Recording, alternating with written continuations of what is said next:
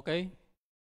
Gandang araw sa lahat, mga kapatid at mga kaibigan, kahit saan man sulok ng daigdig, ang TFI ay muli pong hihimpapawid, kaibigan at kapatid, upang ihatid salita ng Diyos para magkaroon tayo ng pag-asa sa kaligtasan ng kaluluwa.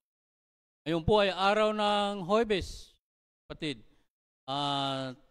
Papasalamat tayo at tayo po ay muling dinako ng Panginoon upang gamitin niyan tagapaghatid balita ng kanyang mga salita. Praise God, dakilang Diyos, aming Ama, madalangin ang iyong lingkod, God, hallelujah, kasama ang buong TSCCFI na humihingi ng gabay, O God, at patnubay, O Lord, na pangunahan mo kami sa paghahatid balita ng gandang balita ng kaligtasan. Yung patnubay at gabay, O God, ay siya pong sumaamin sa oras na ito. Ito ang aking dalangin sa pangalan ni Jesus. Mga kapatid, hindi po tayo magtatagal at ito po ang mensahe na ating pong bubulayin sa araw na ito ay matatagpuan po ng aklat ng Proverbs chapter 20 verse 7. Sabi po rito mga kapatid, pakinggan ninyo at inyo pong unawain. The righteous man walk in his integrity. His children are blessed after him. Tagalugin po natin sapagkat marami po tayong mga kababayan na mas nagugustuhan ang salita pong banyaga. Ang ganap na tao ay lumalakad sa kanyang pagtatapat. Mapalad ang kanyang mga anak na sumusunod sa kanya. Mensahe po mga kapatid at kaibigan ay pamamagitan ko pong walk in his integrity. Salamat at maupo kayo at inyong pong pakinggan ang salita ng Diyos. Mga kapatid, bilang tayo ay mga tagasunod ng ating Panginoong Diyos, tayo ay nag-submit sa kanyang kapangyarihan at kanyang mga katuwiran. Tayo ngayon ay inaatasan ng Diyos na sumunod naman tayo ayon sa kanyang alituntunin, katuwiran, kabanalan, upang tayo ay mag-iwan at magbigay ng integridad ating una sa pamilya at pangalawa ating pong mga kamag-anak at nasa ating paligid. Sa aklat po ng Romans chapter 12 verse 6 ay ganito po ang sinasabi. Magkaisa kayo ng pag-iisip na kay Kristo Jesus. Paano lalakad ng may integridad? Tulad nga ng nabanggit ko kanina mga kapatid na kung paanong ating tinanggap ating Panginoong Kristo ng Panginoon ay magsilakad naman tayo ng ayon sa Kanya. Anong mayroon ang ating Panginoong Diyos na dapat nating sundan o tularan Kanyang mga katuwiran? Tayo ay maging isang mapagmahal, mapagpakumbaba, at mapagpanalangin sa ating na ito mga katangian ng ating Panginoong Diyos ay siya po ito ang tutuon sa kaisipan ng ating mga kabataan at sa ating buong pamilya na siya pong mag-iiwan ng magandang aral, magandang pag-aasal kung papaano ang isang tao o isang ama ay lumalakad ayon sa tagubilin ng salita ng Diyos sa kanya. Sapagkat sabi nga, magkaisa kayo ng pag-iisip na kay Kristo Jesus. So, dito mga kapatid, ang tagubilin ng Panginoon lamang pang-isahan. Kung hindi pang buong pamilya po ang sinasabi. Kasi sinabing magkaisa, marami po yan. Una nga dito ay sinasabi ang kanyang pamilya. Tandaan po natin na ang tatay ay siyang pinag-iwanan ng ating Panginoong Diyos ng lahat ng bagay na ikatutuwid ng kanyang pamilya sa ikalalago at mamabuti ng pamumuhay ang kanyang pamilya at ang kanyang sarili. Pangalawa, ang sabi rito ay guard your heart. Huwag ninyong ilagak ang inyong pag-iisip na sa mga bagay na nakapalalaunan, kundi magsiayon kayo sa mga bagay na may pakumbabaan. Mahalaga po mga kapatid na ang isang pamilya ay mayroon pong harmony. Mayroon pong openness sa bawat isa na nagkakausap kayo, na nagtatanungan kayo kung ano ang nararapat at ano ang hindi dapat. Dito po ang pangunguna ng isang ama, isang tatay na katulad ko, katulad mo, ito ang ating pangunahing alituntunin o ating pangunahing batas na ibibigay sa ating pamilya. Ang magkaroon ng buong pagkakilala, ang pagkakaisa, upang ang respeto ay umikot sa buong pamilya at sa lahat ng dako. Yan po ay sinasabi rito na ilagak ang inyong pag-iisip sa mga bagay na kapalaluan, kundi makipag-ayon kayo sa mga bagay na may pagkakabaan.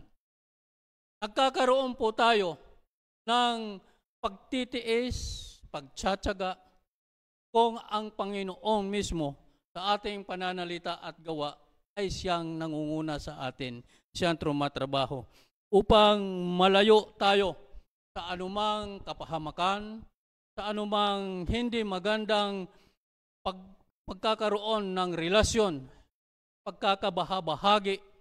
Kahit man kayo ay buong pamilya, kinakailangan na kayo ay nagkakaisa. Isang layunin, una, layunin para sa Diyos. Pangalawa, yung para sa inyong kabuhayan.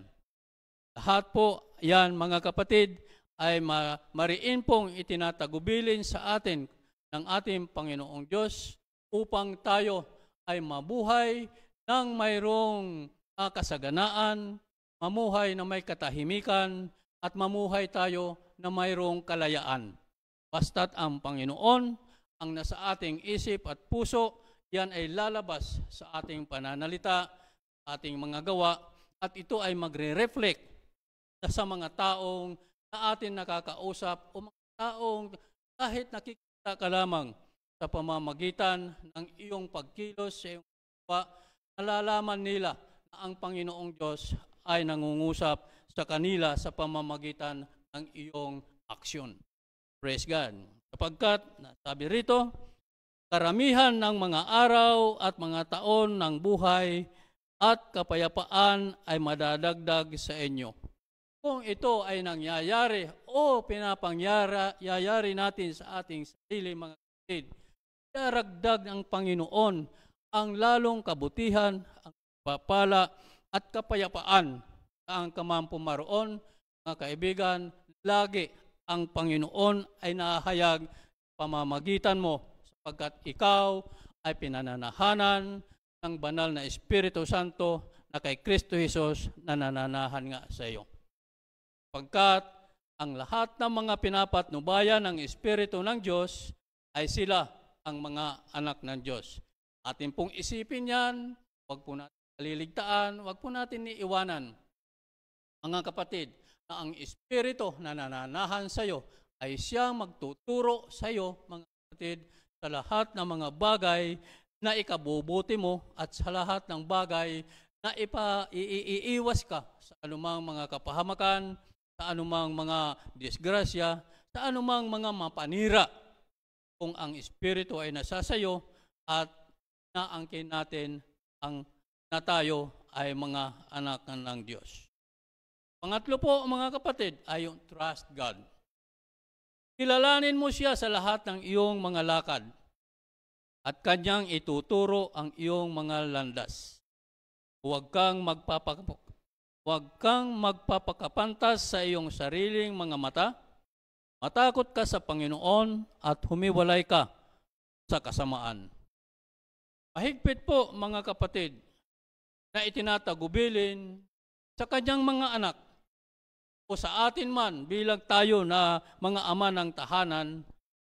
Lagi po nating pinapaalala, hindi lang sa ating mga anak, hindi lang sa ating pamilya, hindi lang sa ating asawa, mga kapatid, kundi lahat ng ating mga nakakasalamuha, nakakausap, na ang Panginoon ang lagi dapat nating pagkakatiwalaan. Trust God sa lahat ng oras at panahon saan ka man naruroon. At ang sabi rito, ang pagkatakot sa Panginoon ay humihiwalay sa kasamaan. So, atin pong alalahanin, atin pong isaisip, mga kapatid, na ang dapat nating katakutan, mga kapatid, ang dapat nating katakutan ay ang ating Panginoong Diyos. At siya, dahil takot tayo, susundin natin kung ano ang pinag-uutos sa atin ng Panginoong Diyos upang ang Diyos ay huwag magalit sa atin. Ngayon, kung ikaw ay hihiwalay o iiwasan mo ang takot sa Panginoon at matakot ka sa diablo, mga kapatid, iyan po ang delikado. Sapagkat kapag ka ang Diyos ang nagalit sa iyo, wala kang pagtataguan. Hindi ka pwede magtago sa diablo sapagkat ang diablo ay luluhod mismo sa kapangyarihan ng Diyos. Ngunit kapag ka ikaw ay natakot sa Diyos ka magkukubli at siya ang magliligtas sa iyo. Walang kapangyarihan ang diablo na daigin ka o tuksohin ka o ikaw ay alipinin.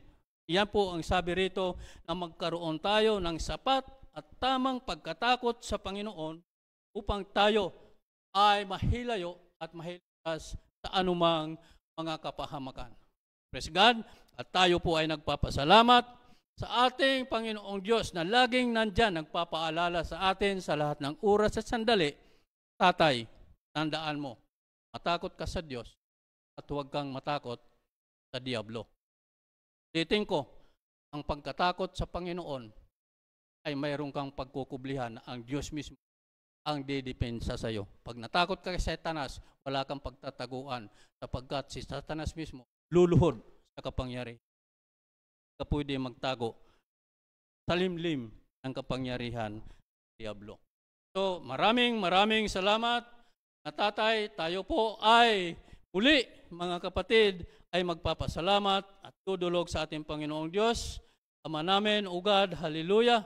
Panginoong Diyos, na Panginoong Jesucristo, kami nagpapasalamat sa iyong salita na muli pong pinahintulutan na amin po mahihampapawid upang magbigay sa amin karagdagang kaalaman, kalakasan, Panginoon, upang ang aming mga espiritual na pamumuhay ay magkaroon po ng tinatawag na